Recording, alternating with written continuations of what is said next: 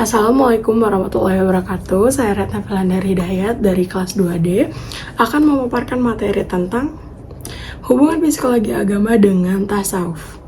Nah, seperti yang sudah kalian baca di sini, apa sih sebenarnya tasawuf itu? Nah, tasawuf itu merupakan upaya melatih jiwa dengan berbagai kegiatan yang dapat membebaskan diri dari pengaruh dunia dan mencerminkan akhlak-akhlak yang mulia sehingga dapat mendekatkan diri kepada Yang Maha Kuasa. Nah, sebenarnya banyak banget nih arti dari tasawuf sendiri. Namun di sini saya akan menjelaskan menurut salah satu sufi, yakni Syekh Ajibah.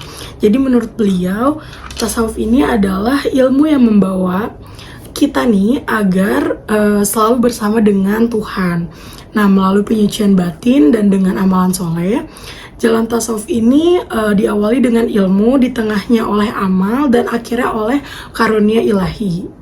Kemudian di sini ada psikologi doa. Jadi secara etimologis, doa adalah permohonan kepada Tuhan. Nah, permohonan yang dimaksud adalah berupa harapan, permintaan, atau pujian. Nah, doa juga mengandung arti yaitu permohonan atau permintaan.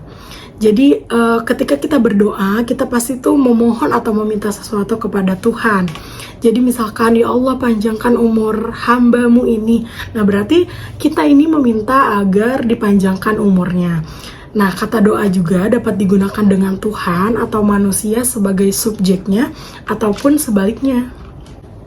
Nah, kita bisa lihat di sini selanjutnya adalah zikir. Kalian pasti udah nggak asing ya dengan kata zikir ini. Jadi sebenarnya kata zikir secara bahasa memiliki arti yaitu menuturkan atau memaparkan. Nah, kata zikir ini pada mulanya berarti mengucapkan dengan lidah atau menyebut sesuatu. Maka kemudian berkembang menjadi pengingat kita kepada Tuhan gitu. Jadi macam-macam zikir itu ada 4. Yang pertama ada zikir lisani, yaitu zikir lidah. Jadi maksudnya adalah menyebut nama Allah dengan lidah. Yang kedua ada zikir qabli atau zikir hati. Maksudnya adalah menyebut nama Allah dengan kalimat tasbih, tahmid, takbir, tahlil, tahkid, hauqalah, tarji, atau istighfar. Nah, yang ketiga ada zikir akli atau zikir fikir. Nah, jadi memiliki arti, makna, dan maksud yang terkandung dalam kalimat-kalimat zikir sendiri. Nah, yang terakhir ada kalimat ruhiyah atau zikir roh. Jadi zikir ini disebut juga zikir makrifah, dan zikir ini merupakan zikir tingkatan tertinggi. Nah, kemudian ada juga nih meditasi psikologi Islam. Jadi dalam kamus besar, meditasi adalah memusatkan suatu pikiran untuk mencapai sesuatu. Jadi meditasi adalah memusatkan pikiran dan perasaan untuk mencapai sesuatu, tapi meditasi juga biasa disebut dengan bersemedi. Nah, selanjutnya ada manfaat dari meditasi. Nah, seperti saya sudah paparkan di PPT ini juga. Jadi manfaat dari meditasi itu yang pertama ada jalan untuk masuknya kesadaran jiwa. Nah, yang kedua ada jalan untuk introspeksi diri. Yang ketiga ada jalan untuk komunikasi dengan Sang Pencipta. Yang keempat ada mengubah hidup. Yang kelima ada meraih ketenangan batin. Selanjutnya ada tingkah laku keagamaan. Jadi maksudnya adalah segala aktivitas manusia yang di kehidupannya didasari oleh nilai-nilai agama yang diyakininya. Jadi pada umumnya ini tingkah laku keagamaan didorong oleh adanya suatu kegiatan atau sikap keagamaan yang merupakan keadaan yang ada pada diri seseorang. Nah, selanjutnya ada juga obat penyakit hati.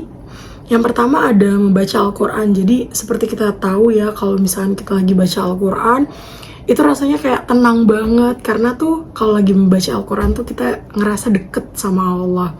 Nah, yang kedua juga ada sholat malam. Jadi kalau sholat malam kita tuh bisa lebih banyak cerita sama Allah, lebih banyak cerita sama Allah. Nah, yang ketiga ada berzikir.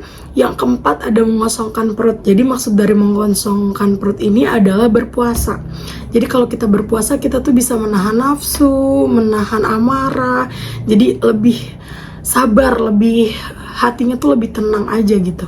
Jadi yang kalau kelima adalah bergaul dengan orang-orang soleh. Jadi kalau kita bergaul sama orang-orang yang soleh, orang-orang yang baik, nah kita juga akan tertular baiknya, akan juga tertular solehnya. Jadi kita tuh kalau main gak macem-macem. Jadi harus banget nih kita bergaul dengan orang-orang yang soleh. Yang terakhir ada ayat-ayat psikologi. Jadi, kata an-nafs dalam Al-Quran memiliki aneka makna. Contoh ayat dalam Al-Quran yang mengandung kata an-nafs, yaitu surat Asy-Syams, surat An-Naziat, surat Al-Fussiat. Dan dari terjemahan ayat-ayat Al-Quran yang mengenai nafs, yang berarti jiwa, pribadi, dan diri sendiri, kita dapat menggolongkan jiwa atau pribadi dalam 3 golongan, yaitu yang pertama nafsu al-amarah, yang kedua nafsu al-nawamah, yang ketiga nafsu al-mutmainah. Baik, demikian presentasi dari saya. Kurang lebihnya saya meminta maaf dan semoga kalian dapat mengerti apa yang saya jelaskan. Wabillahi taufiq wal hidayah. Wassalamualaikum warahmatullahi wabarakatuh.